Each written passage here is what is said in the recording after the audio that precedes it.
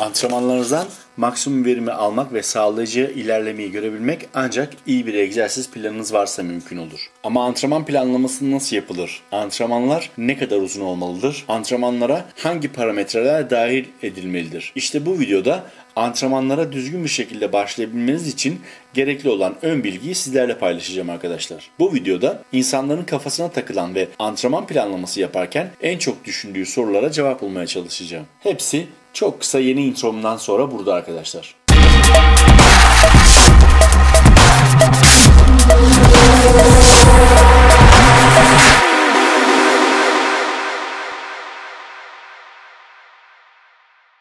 Selam arkadaşlar.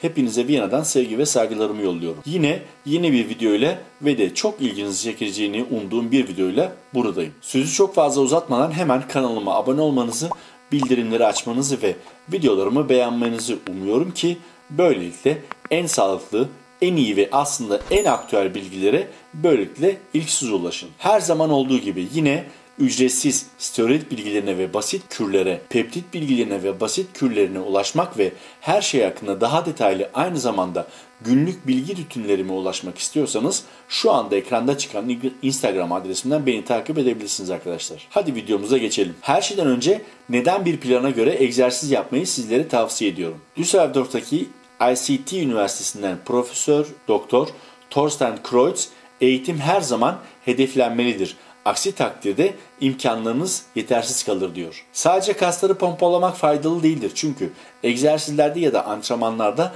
çalıştırmak istediğiniz vücut bölgeleri ve çalıştırma sıklığı kesinlikle koordine edilmelidir. Bu olmazsa bir tarafta overuse yani aşırı yüklenme ve alınacak yanlış ağırlıklarla vücudunuzda fiziksel hasarlara neden olma riski vardır. Egzersizlerin türü ve yoğunluğu her zaman aşamalı olarak mevcut eğitim durumuna ve performansla uyarlanmalıdır. Peki performans seviyenizi kendiniz ölçemiyor musunuz? O zaman çok basit bir kural.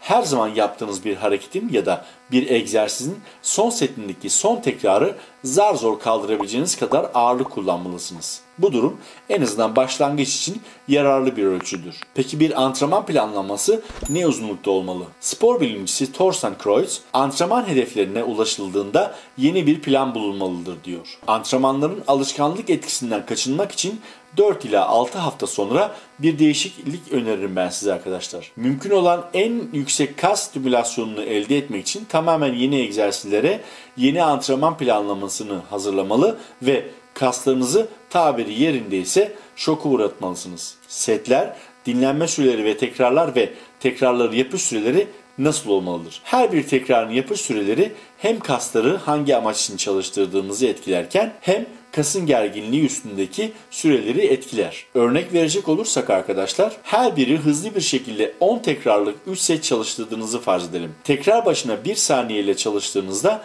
kas tamamen yalnızca 30 saniye boyunca gerilim altındadır. Fakat değişken faktörler yani ağırlıklar veya tekrarlar aynı olmak kaydı ile hızı 4 saniyelik bir eksantrik fazına yavaşlatır ve 1 saniye eş merkezli faz yani dirence karşı çalışırsanız bu toplam da 150 saniye yapar ve bu da kasın tamamen farklı şekilde etkilenmesine yol açar. Kuvvetli devamlılık veya dayanıklılık eğitimi söz konusu olduğunda genellikle tekrarları hızlı bir şekilde yapmanızı öneririm. Öte yandan hipertrofi yani kas geliştirme egzersizlerinde tekrarlar daha yavaştır. Özellikle eksantrik aşama çok daha uzun süre yapılabilir. Bu arada dinlenmeler ve tekrarlar hedeflere bağlıdır arkadaşlar. Bunu unutmayalım. 15 ila 25 tekrar yaptığınız set aralarında dinlenme süresi 30 ila 60 saniye. Kas geliştirme antrenmanlarında 6 ila 12 tekrar yapılırken 60 ila 90 saniye dinlenme verilir. Peki bu durum güç kazanımı antrenmanlarında nasıldır?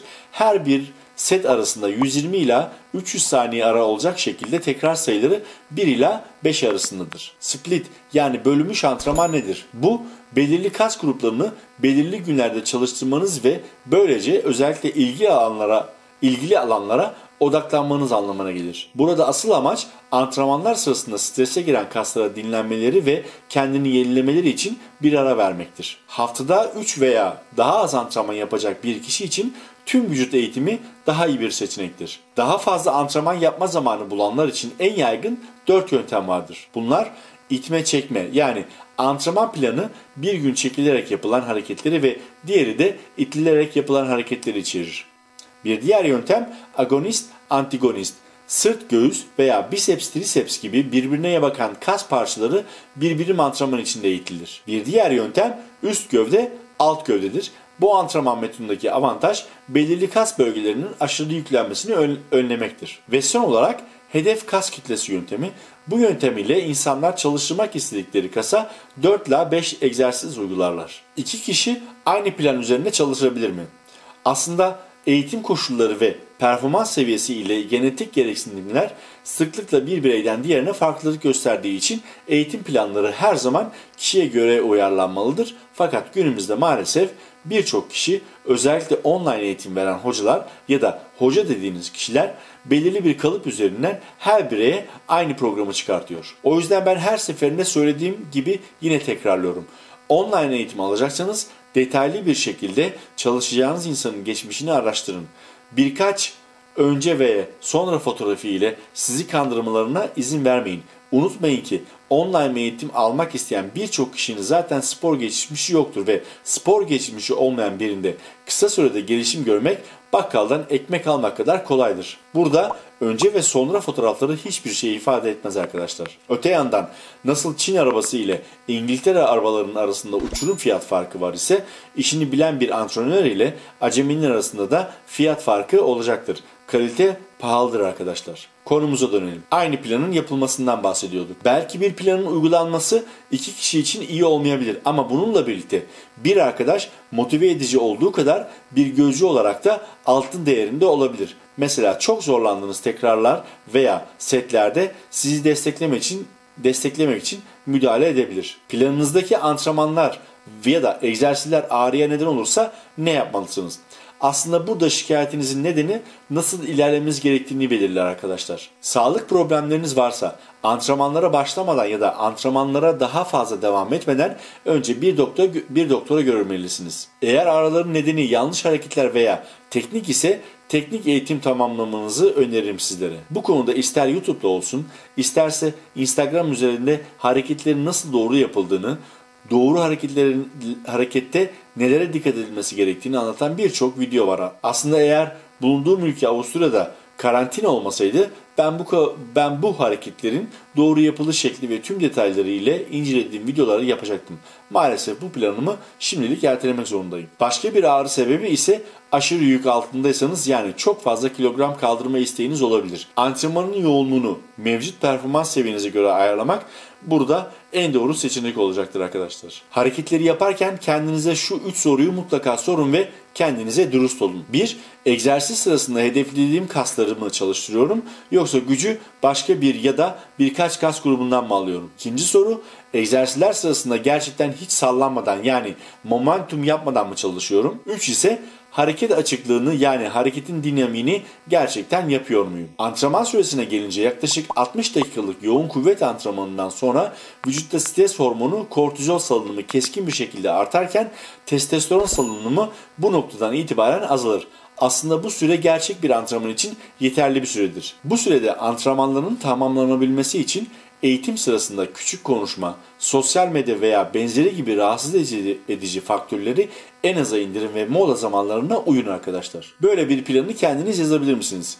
Aslında deneyimli sporcuların çoğu kendi planlarını oluşturabilirler. Bununla birlikte onların bile bir uzmanın görüşüne bazen ihtiyaçları olabilir.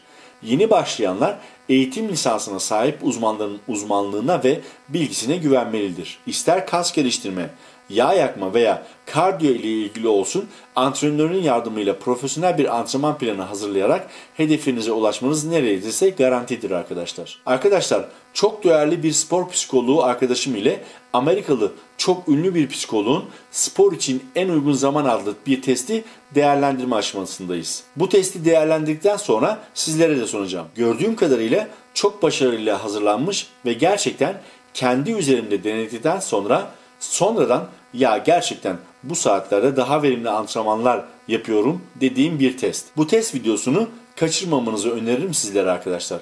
Bu test sayesinde kendiniz için en uygun ve en verimli olduğunuz saati bulacaksınız arkadaşlar. Evet, benim bugünkü videom bu kadar.